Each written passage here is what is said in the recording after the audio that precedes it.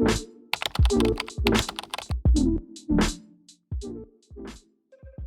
everyone, welcome back to Nutrition Made Simple, a video series that we created that takes a look at natural health topics and then we break them down into easy to understand and actionable steps that anybody can take. And for the month of April, we have actually been focusing on plant-based diets and some of the challenges that comes with that and some of the benefits too. And today I actually have Brianna here with me. She's a new face on this series, but we're happy to have her. She's our office manager and one of our new health coaches as well. And she is our expert as far as plant-based diets are concerned. I am definitely not. So if you tuned in last week or read the email, that was Brianna's contribution. Just about a practical approach on how to implement a plant-based diet, what meals look like from day to day. So we hope that was informative and helpful for you. But today we're actually going to be taking a look at one of the challenges that occurs when people follow plant-based diets, and that's nutrient deficiencies. Obviously, anytime that you're eliminating a whole food group, there are going to be some difficulties that come with that, and one of those is nutrient deficiencies. So, Brianna, in your experience, how about you give us your top 5 nutrient deficiencies that you might be concerned about? Okay, so I have gotten blood work pretty periodically since I've started being vegan, mainly because I worked for a doctor that was able to take levels on me at a normal basis. But the first one that's pretty important is vitamin B12. So we get some of our B vitamins from the soil, and then we get some of our B vitamins from animal products. But our soil is so sanitized now and so different. So we're not getting a lot of the B vitamins just from our vegetables and our produce that are grown in the soil. So vitamin B12 is a big one. A lot of times when people have a vitamin B12 deficiency, they don't feel super well. They're not super energized. But I just take a B complex that's methylated. That way, I don't know if I had the genetic mutation, the MTFHR mutation, but I'll just assume that I do because a lot of people do have it. So blood work that I get kind of on a yearly basis would be like a vitamin B12 level, homocysteine or methylmalonic acid. Homocysteine is great because if that number is super high, it means that you have a vitamin B deficiency. So I just take a B complex just to be safe, and we have a couple at the store that are methylated. Yeah, absolutely. And if you're not familiar with methylation or what that means or the genetic mutation, we have plenty of resources that you can find. Just search our website, visit our YouTube channel. We have plenty of information on that subject. So to start out, B12. Yeah.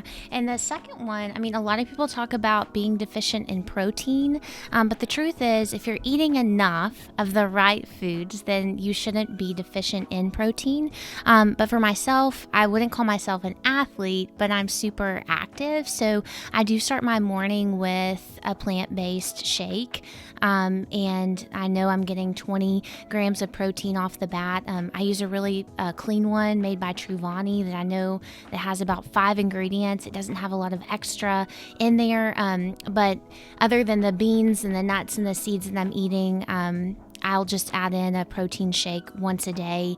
And I feel that my protein needs are met for what I need. All right, so and on the topic of nuts and seeds, while we're talking about it, I know magnesium was another one that you mentioned, and there are nuts and seeds that are really, really, really good sources of magnesium, some of the highest that you'll find naturally. But let's talk about magnesium deficiency for just a minute. Yeah, so I didn't know this, but 80% of the population is deficient in magnesium, and medications deplete magnesium, stress and fatigue deplete magnesium. So it's while we do get a little bit of magnesium in our diet, I know that I carry a good amount of stress in my life. I don't sleep the greatest all of the time, so it's easy for me to take a magnesium supplement at night. Citramate is one of my favorite. It's a blend of citrate and malate, and citrate helps with relaxation and sleep. It also keeps you regular. So it's a great supplement just to take every day. If I have a client who needs no help in digestion whatsoever, a glycinate is a great option. And just to take, 400 milligrams at night is just super easy to do, just to incorporate in your supplement regimen. Yeah, the biggest thing with magnesium, and we preach this all the time, is just to stay away from magnesium oxide. That's a particular form of magnesium that you'll find really in most supplements on the shelves, sadly. This is a really poorly absorbed magnesium, and really it's better used as a laxative than anything else. So if you're wanting the benefits of magnesium, or you think you're deficient, some sort of chelate, like Brianna mentioned, like a glycinate, or we have bisglycinate, malates, anything, those that are ending in eights, those are really kind of the ones that you're searching for because they're formulated to absorb the best. All right, so magnesium, hands down, one of the easiest and best nutrients that you can find and take on a daily basis. What's next? All right, so the next thing would be an omega-3. An omega-3 index, I think the national average is something like a 4. So obviously we want to do better than a 4. And that's just letting us know kind of the ratio between EPA and DHA. So you can easily get that tested. There's a website called Omega Quant, and you can get your omega-3 index done, through the mail. You prick your own finger and send your blood test off. But we don't eat fish, so while you can eat a lot of flax seeds and things that you think would be kind of rich in omegas, it's kind of hard to get that level up. So we carry algae-based omegas at the store, which are wonderful, but I would just suggest, if you don't want to take an omega-3 like made from actual fish, just to double that plant-based dose, just to make sure you're getting those adequate omega-3s in your diet. Right. And one of the big contributors here is the ratio between omega-6s and omega-3s. That's really important. So especially as a vegan, you do have the possibility of those elevated omega-6 levels, which can lead to a lot of unwanted inflammation and some other health issues. So getting your omega-3s is really, really important. All right, so we have one more. What's last on the list? Yeah, so the last thing on the list would be vitamin D, which, we get a lot of sunshine, we think, but not really. Mushrooms are very rich in vitamin D. I tend to eat a lot of mushrooms, but I've decided to supplement with vitamin D probably for the rest of my life. And there's two types. There's vitamin D2, and then there's vitamin D3.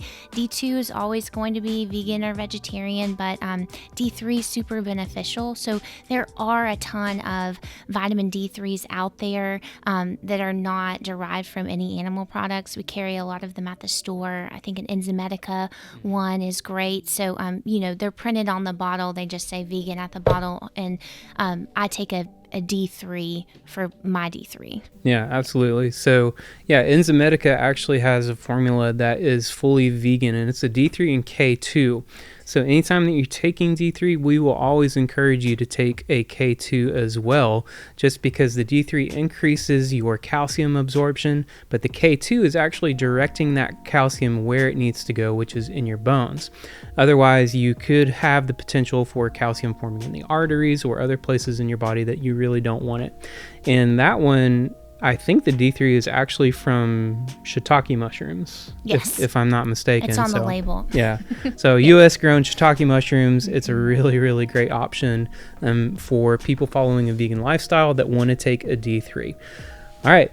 Is there anything else? Did we cover everything? I think we covered everything. Iron is another one potentially, but I will say as a vegan, I donate blood a lot, like every 45 days, because that's one little thing I can do. And my hemoglobin level, what they check when they prick your finger, it's never once been below the recommended level. And I think it's because I eat a good array of good vegetables, and I mix beans and tofu and seeds that are all rich in iron. So I personally haven't had a problem, but getting an iron total or a ferritin level checked every now and then would be a good idea for anyone that doesn't eat a wide array of like whole food items. Yeah, absolutely.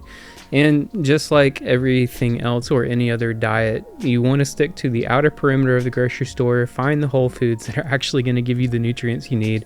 Try to stay away from the center aisles as much as possible. There's nothing wrong with them. You can get those things, but if you're concerned about getting the nutrients you need as a person who follows a plant-based diet, then this whole foods are really going to be your best bet. So thank you, Bree. We appreciate your input as always. And thank you guys for watching. We really hope this was helpful. As always, if you ever have any questions, please feel free to reach out. You can ask us here on YouTube. You can visit our social media. nutritionw.com is our website, or you can visit us in store, and we're always happy to help in any way that we can. We'll see you next time, guys. Have a great week. Take care.